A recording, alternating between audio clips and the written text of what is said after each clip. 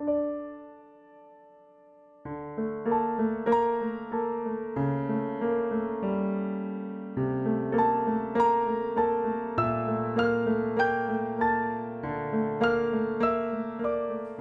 aujourd'hui, on va prier notre deuxième jour de la neuvaine à Marie l'Immaculée Conception. Aujourd'hui, on aura comme thème Marie, porte du ciel. Alors que nous puissions prier, elle qui est déjà au ciel et qui nous attend, nous qui sommes ses enfants. Au nom du Père, du Fils et du Saint-Esprit. Amen. Ô Mère de miséricorde, nous confions à ton cœur et à ton amour le peuple entier et l'Église de cette terre. Garde-nous de toute injustice, de toute division, de toute violence et de toute guerre. Garde-nous de la tentation et de l'esclavage, du péché et du mal. Sois avec nous. Aide-nous à vaincre le doute par la foi, l'égoïsme par le service, l'orgueil par la mansuétude et la haine par l'amour. Aide-nous à vivre l'Évangile et la folie de la croix, afin de pouvoir ressusciter avec ton Fils à la vraie vie, avec le Père dans l'unité de l'Esprit Saint. Ô Mère du Christ, sois notre réconfort et donne force à tous ceux qui souffrent, aux pauvres, à ceux qui sont seuls, aux malades, aux non-aimés, aux abandonnés. Donne la paix à notre terre divisée et à tous la lumière de l'espérance. Amen. Chers frères et sœurs, bonjour! Nous allons méditer aujourd'hui sur Marie, porte du ciel, dans cette neuvaine de préparation à l'Immaculée Conception de la Sainte Vierge.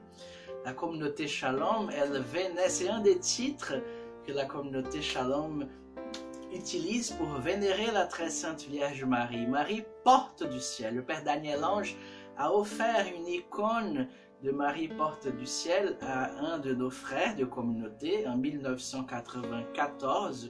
C'était un frère jeune de 24 ans et qui était responsable pour l'évangélisation des jeunes à l'époque. Il s'appelait Ronaldo Pereira. Ronaldo a senti le besoin de prier avec cette icône pendant un mois de suite. À la fin de ce mois, l'icône Notre-Dame porte du ciel, justement, à la fin du mois, il a souffert un accident de voiture et a rendu son âme à Dieu. Et toute la communauté, à partir de ce jour, s'est sentie touchée par la présence de la Vierge, non seulement comme celle qui nous conduit vers le Christ, mais qui nous ouvre les portes du ciel. Ronaldo a été véritablement préparé par la très sainte Vierge Marie, à travers l'icône de Marie, porte du ciel, pour faire cette rencontre définitive, décisive et définitive avec notre Seigneur Jésus-Christ, le jour où il a été appelé par le Seigneur à se rendre présent devant lui, justement au ciel. Marie lui a ouvert le ciel. Et donc la communauté Shalom la vénère comme Marie, porte du ciel. Mais d'où vient ce titre? D'où vient cette icône? Au IXe siècle, sous le règne de Théophile Économachos, un empereur iconoclaste, c'est-à-dire un empereur qui n'acceptait pas le culte à Dieu par le biais des icônes, et il veut détruire l'icône porte du ciel, une icône de la Sainte Vierge Marie qui appartenait à une veuve pieuse de Nicée.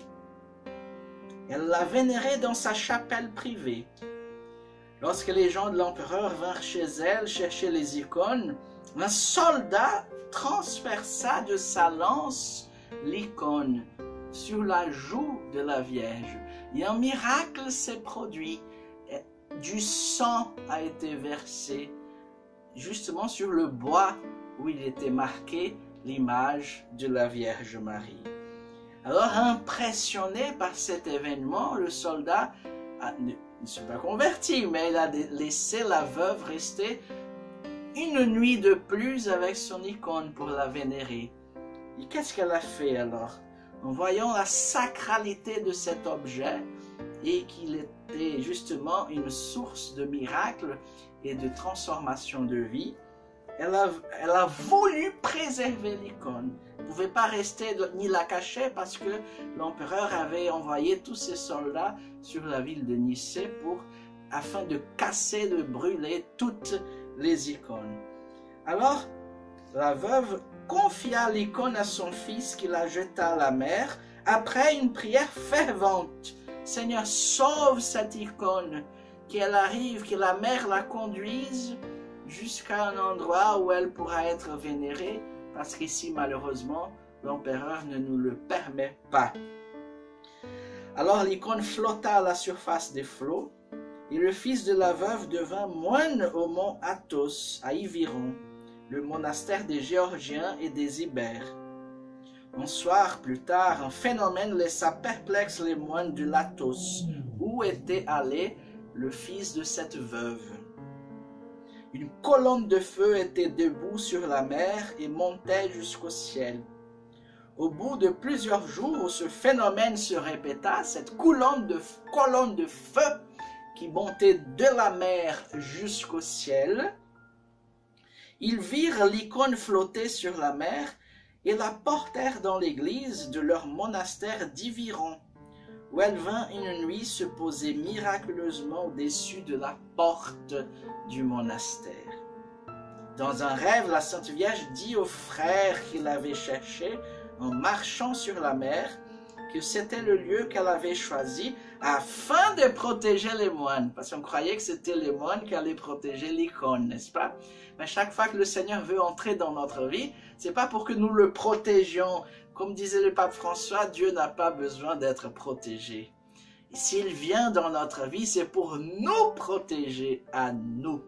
Si on porte un signe de foi, c'est pas pour dire, pour protéger ma religion, pour l'affirmer devant les autres tout simplement, mais c'est tout d'abord parce que moi j'en ai besoin d'être toujours marqué par le sceau de mon salut et d'être protégé par l'amour de Jésus vécu jusqu'au bout sur la croix. Alors l'icône qui avait été apparue miraculeusement sur la porte du monastère a été appelée justement Portaïtis, gardienne de la porte, et plus tard Marie, porte du ciel. Plus tard, une chapelle fut construite près de l'enceinte du monastère, l'icône y fut placée et l'entrée de la porte déplacée. Les miracles effectués par Notre-Dame porte du ciel sont innombrables, ajoutent les moines.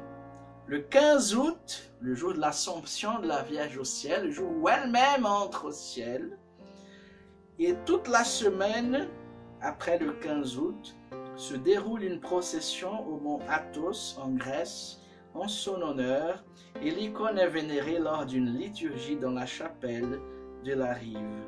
À l'endroit précis, le moine l'a accueillie dans le rêve en marchant sur la mer.